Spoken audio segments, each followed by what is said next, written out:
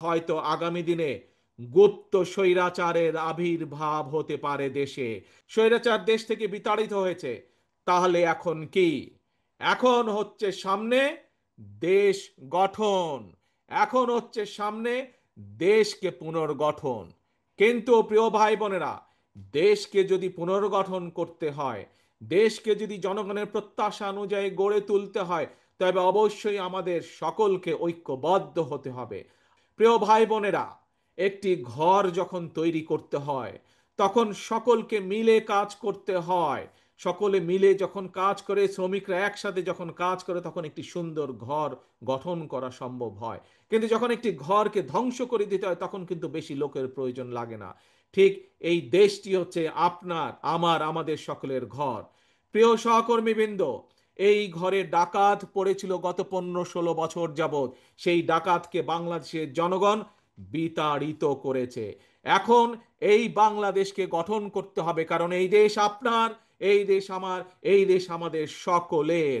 দেশ গঠনের যে শক্তি অর্থাৎ জনগণ, সেই জনগণের কাছে আমাদেরকে যেতে হবে। প্রিয় সহকর্মীবৃন্দ, এইরকম মিটিং করে করে জনগণের কাছে গেলে চলবে না। আপনাদের প্রত্যেককে 2-3 জনের ছোট ছোট টিম করে জনগণের ঘরে দুয়ারে যেতে হবে, ঘরে ঘরে জনগণের কাছে যেতে হবে। জনগণের কাছে পৌঁছে দিতে হবে যে আমরা বাংলাদেশ জাতীয়তাবাদী দল, জনগণ সমর্থ করলে আমরা কিভাবে দেশকে পুনর্গঠন করব।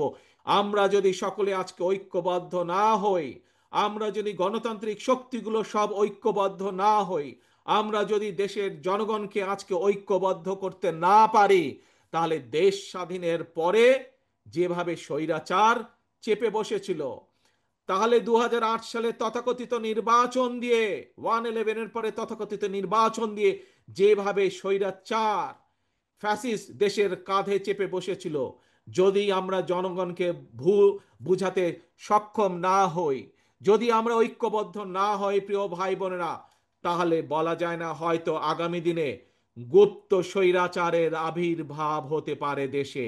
কাজে এই গুপ্ত স্বৈরাচার থেকে দেশকে রক্ষা করতে হবে, দেশের মানুষকে রক্ষা করতে হবে। আমাদের দেশকে যদি গঠন করতে হয়, আমাদেরকে ঐক্যবদ্ধ হতে হবে। ঐক্যবদ্ধ হবার আমাদের আর কোনো বিকল্প নাই। প্রিয় ভাই বোনেরা, আজ এটিই হোক আমাদের প্রতিজ্ঞা, এটিই হোক আমাদের শপথ।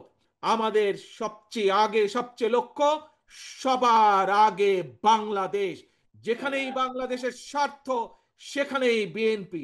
যেখানেই বাংলাদেশের স্বার্থ, সেখানেই জাতীয়তাবাদী শক্তি। এটিই হচ্ছে আসল কথা। এটিই আমাদের শুরু, এটিই আমাদের শেষ। সবার আগে বাংলাদেশ।